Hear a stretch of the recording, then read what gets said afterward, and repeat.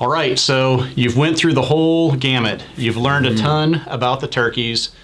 You've figured out where they're living.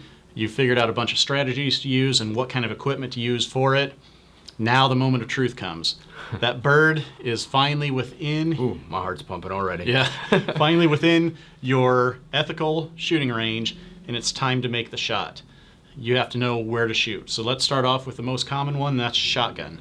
You're using shotgun, where are you shooting? Yeah, so a couple different scenarios here. Let's say the bird is in full strut, right? Bird's facing you, he's in full strut. A lot of times, what I'll do, especially if it's longer range, let's say 30, 40 plus yards, I want that bird to come out of strut. So I might just hit a call or make a noise or something. And when you do that, 9 times out of 10, that bird will come out of strut and he'll stick his neck up. That's a prime time. Mm-hmm. That's the time that you want to have your safety off, get ready to squeeze that trigger.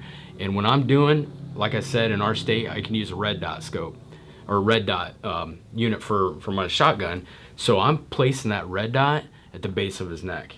Now, Marty, a lot of guys don't know this, and you talk to avid waterfowl hunters that are really good about patterning shot and stuff like that. For some odd reason, I've heard it said over and over again that with a lot of shells and a lot of brands, 60% of that shot will actually go high. So if you're aiming at the head of that bird, that means a lot of your shot could be going over the top of him, which could lead to an easy miss or a wounded bird, right? So if you're aiming at the base of the neck, you have vertebrae and vital inside the neck all the way to the head. So you have a bigger range. There are times, though, where the bird won't come out of strut or you're elevated, like I was in Kansas in that one hunt, and that bird's in full strut and it's close. I don't want a chance missing them, and I never want to ruin the meat. But ain't worth the beard too, you know, that's part of the trophy and part of the beautiful mount. But there's certain times where you just want to harvest that bird. You got to get it done. Yeah, you don't want to wound him and have him take off either. Exactly, yeah. So you have to chance ruining some of the breast meat in there, whatever you need to do, and then that's what I call the full body shot. You know, the neck's tucked in, the head's back, and just if you're, especially in a situation where, you know, the bird's down a creek bottom or whatever, and you're slightly elevated, just go ahead and take that full body shot and aim for that head and neck. You're good to go. Yeah, and you're still trying to kill them by breaking that spine, breaking their neck bones, or shooting them in the head. You're just aiming a little bit lower because they don't have all of that neck exposed and you're closer in that situation. Correct, yep. So you're not actually trying to hit him in the vitals, in the lung and heart. Right, right. So speaking of vitals, you know, want to share with us on like where to aim if you're using a bow and you're not using a shotgun. Yeah, exactly. Now, when it comes to using a bow, there's 2 different types of broadhead setups that you can use.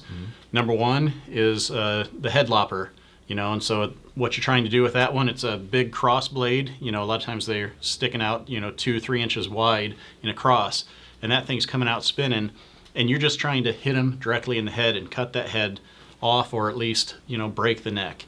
So if you're using that type of broadhead, you've got to have that bird close. You're talking about like a success shot. It has to be within an area that big on a moving bird that's got its neck moved around, and they move quick. Yeah. So that can be tough. The other option is, like we mentioned before in the section, you know, pertaining to weapons and stuff, would be to use an old broadhead, something that's not horribly sharp. It doesn't take much to penetrate the body. So a lot of people will actually even crank their bow down so they can hold it longer. But at that point, you're really, you know, getting a few kinds of options, and all of them include trying to make that broadhead go into the vitals, the heart and the lungs. And it depends on how he's facing. If he's facing straight at you, you know, basically you're having to shoot about where the beard is. A lot of people choose not to take that shot because they don't want to slice their beard in half. If he turns sideways and he's in strut, it makes it harder to tell where his body is. So there's the markings on the primary feathers. A lot of times you're aiming right at those markings, knowing that that'll go through and make it into the lung and heart area. Or you have the old Texas heart shot. Yeah. You got that bird in full strut, and he spins around, so he's facing away from you. You can see where that all of the feathers come down and meet that one spot right at the bottom. If you aim right there, it's going to go straight through and hit the heart and lungs again too. All 3 of those are going to kill them really quick. It's just a matter of what kind of opportunity you get. Now, if the bird's out of strut, like you mentioned, if you can make a call and get him to come out of strut and relax, all of those feathers come together when he comes out of strut, and it makes it way easier to be able to tell where you're actually Right. hitting. It makes it easier to point. aim. So again, it depends on the type of weapon you're using, but those are where you want to aim when it comes time to the moment of truth and you're ready to finally try and harvest that bird.